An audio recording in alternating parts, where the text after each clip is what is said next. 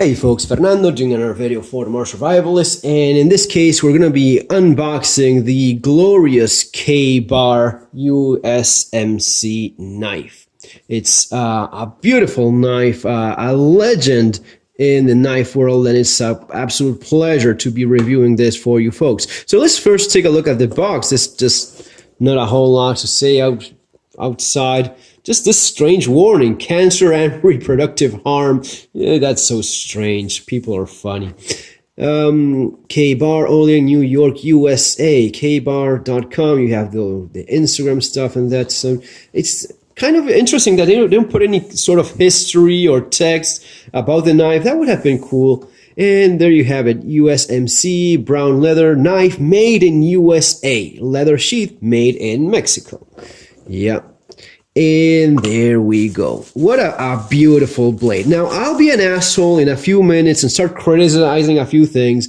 But before I do that, let me just say, it is a beautiful, beautiful looking, beautiful smelling, just fantastic, fantastic knife. What a pleasure this knife is.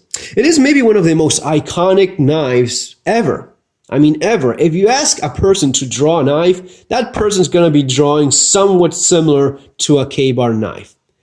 Really, that's usually the case. If you ask someone, draw me a knife, that's what they're going to be drawing. If you ask someone to draw a revolver, usually it's going to be resembling something like a Smith Model 10. That's just the way it is, because of popularity, because of success of the design, and how people, even that are not into all of these things, end up being familiarized with these aesthetics, these designs. That's what ends up happening. So just a beautiful blade. That's one of the things that hit me first, the smell. You smell the leather, the leather of the handle, of the sheath. It's just beautiful. And of course, all the history that comes along with this knife. Designed in 1942 for World War II, was to be replacing the MK1 trench knife, which was a very interesting thin little blade, but it was expensive to make. It had like a brass knuckle big thing going on, and the blade itself was quite narrow and it broke pretty often. So they were looking for a new blade. The Marine Raiders stiletto was already being used, similar to the Fairbairn Sykes knife. That's a nice design as well, but they wanted something more of a utility blade. So you have the fighting MK2 fighting utility knife, which is the K-Bar. So that blade, I just love it. The blade design is fantastic. I think this is 7 inches, or let's be more accurate, 17.5 centimeters. So this would be more precise. Very light knife as well. So yeah, it's like 280 grams of weight, very lightweight, and it just balances beautifully in the hand. I completely see why this was so appreciated. Think about it back then, 1942, those guys, you handed those folks one of these, those kids, those were definitely some very young kids going into war, 17-year-olds, 18-year-olds, and they had this as their trusty companion. And sure, of course, it's a fighting knife, but also it's a utility knife. To be more accurate with all of this, usually these knives end up being used a lot for, mundane tasks, opening crates, boxes, that sort of thing. But if it ever came down to it, and you actually had to fight with this knife, man, you had one of the best fighting knives of the time. It is going to be light. It's going to be securely held in your hand. I don't want to make this video super long, but there's little things that have been carried on into more advanced and later on newer designs, but they originated with the K-Bar knife. Besides that, you had a blade that was just tailor-made for this sort of thing. That Bowie type blade, I'll do a separate video specifically talking about Bowie knives, but the K-Bar is strongly influenced by that thing, the Bowie knife. It's basically a big knife with a clip point. Even though the real original Bowie knife probably, or Bowie knife, whatever you prefer calling, probably didn't have a clip point like this. And if you go into the history, it was more like a butcher's knife with a straight back and that sort of thing. But this has been proven to be very successful at a number of tasks. One of those tasks tasks is definitely fighting. You're going to be having a very narrow tip, and you're going to be having a very wide blade. And when things do get ugly, someone gets stabbed with this thing, you have almost twice as much of the blade in terms of how wide this is compared to some of those other stiletto, very narrow blades. This is going to be creating a very wide wound. It's going to be bleeding a lot. It's going to be very successful as a fighting knife. Okay, so man, absolutely, I just love it. I don't know if you guys agree with me or not. Let me know in the comment section. And by the way, folks, I leave the link for this knife in Amazon. If you buy it from those links, it's from the affiliate program, and I do get a small percentage. Doesn't make any difference for you, but I do appreciate it because it helps out in the channel. And of course, my books are available in those links as well.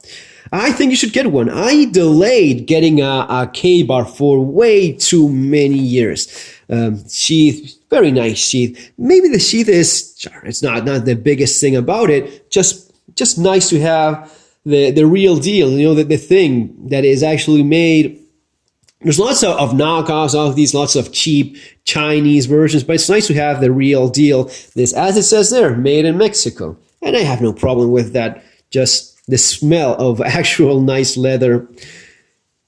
Yeah, you can have nicer sheaths, absolutely. You can have maybe more functional sheaths made of plastic, but it's not going to be having the same allure this sort of thing will. So in terms of the K-bar, what you have is a blade that is pretty much the epitome of how a functional fighting utility knife should be.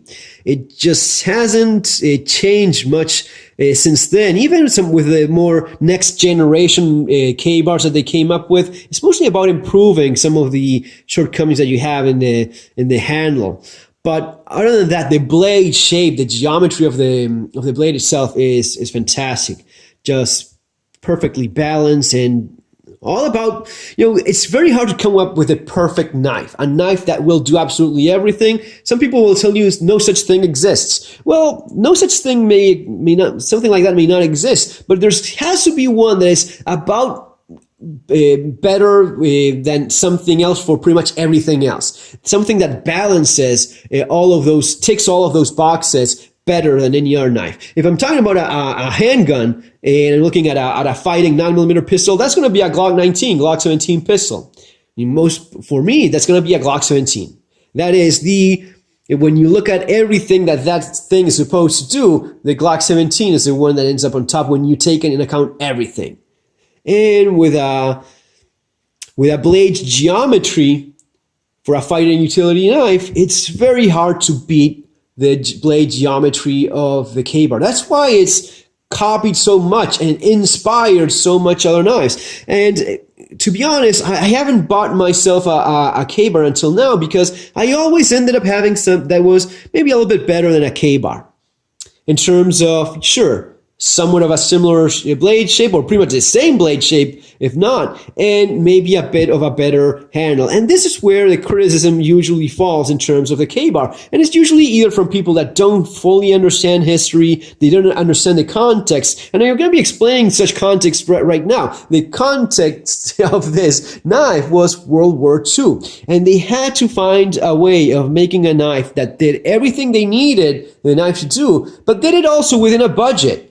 And within the limited materials and resources they had at the time. So that's why these leather washers are used instead of something a little bit heavier, more expensive, right? Those things were not nearly as available as they are now. Today, you would probably do a thicker Tang and use some synthetic plastic material, right? That's probably what you would do today. Now, in those times, back in the day, this was the best solution for that problem.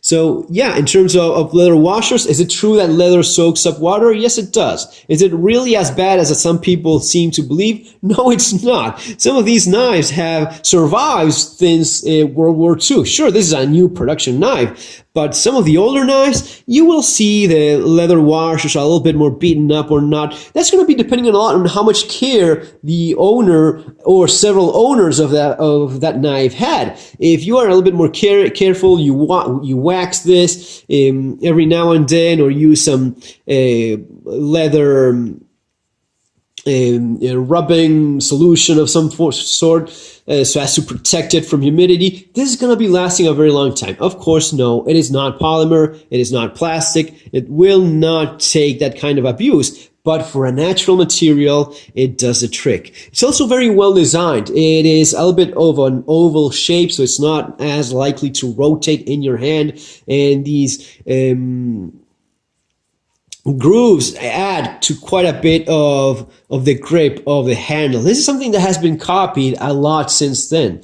You have then the other thing that's often mentioned, and for the right reason, is the narrow tang. Yes, it is a narrow tang and goes all the way through all of these washers and is pinned with that cap there in the bottom.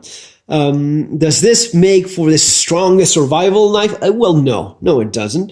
And if you use this knife as you probably would use a full Tang beast of a Chinese chunk of steel, you're probably going to be bending this. I've seen YouTube videos, folks that put this and start batoning because my survival knife is, yeah, dude, you have a 1942 combat utility knife made in the time, designed for that period of time with those materials, those limitations. What are you even talking about? Sure, it is a rat tail tang, it is a narrow tang, and if you put a lot of strength there, you are going to be bending it and maybe even breaking it. Now, if you're not a dumbass and understand some basic mechanics involving a knife like this, you can use this knife for your entire life and hand it over to your grandkids, and they're still going to be using this knife without any problem.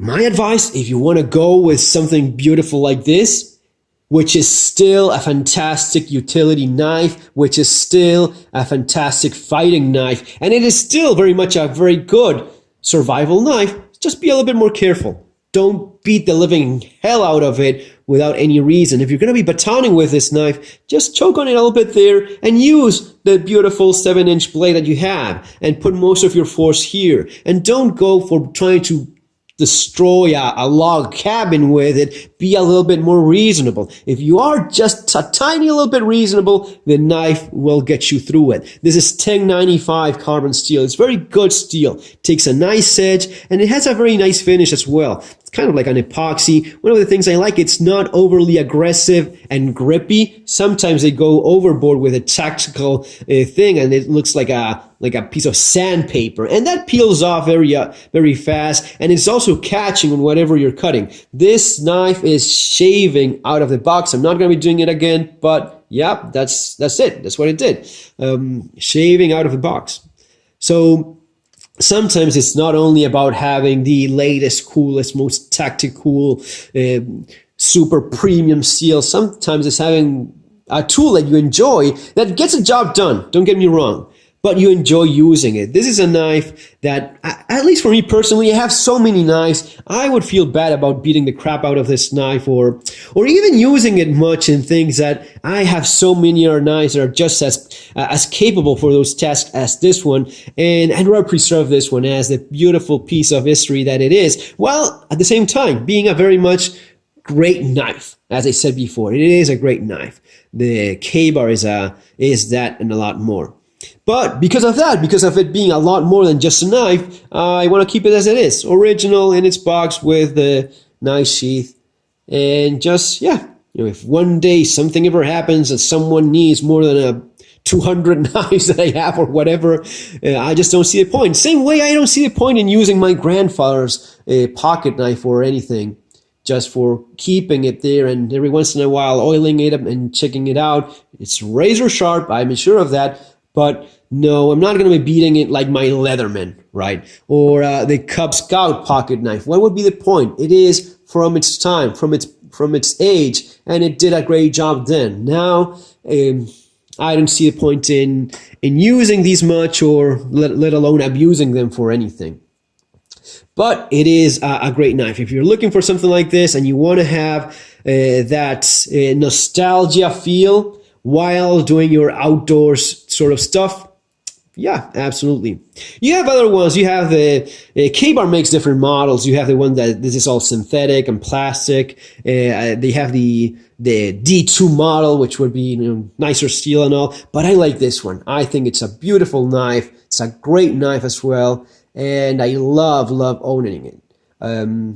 I'll tell you a little secret. Out of the last few knives that I bought, Some of them a lot more expensive than this one. This is one of those knives that just makes me smile and gives me a lot of pleasure having it and fiddling with it and looking it around. It's just a nice piece of history, and I think everyone should own one of these. Great knife. Folks, I hope you enjoyed this little video. Before I forget, yes, we are going to be doing Release the Bracken, so someone said, tomorrow. Yeah, I'm going to be talking with Matt Bracken tomorrow, and yeah, talking about everything that's been going on. Very, very crazy stuff. I think that now is a perfect time to buy American, support your own local communities and those businesses that are struggling so much. And yeah, this is definitely one of those ways of doing that. And at the same time, you get yourself a beautiful piece of knife history. Subscribe to the channel, close to those 60,000 subscribers. That would be awesome. I'm getting close to 100,000 subscribers, guys, in my Spanish channel. So I'm feeling a little bit let down here in my English channel. Come on, subscribe if you haven't done so already. Guys, that's going to be all for now. Talk to you folks tomorrow. See you on our next video. Have a great day.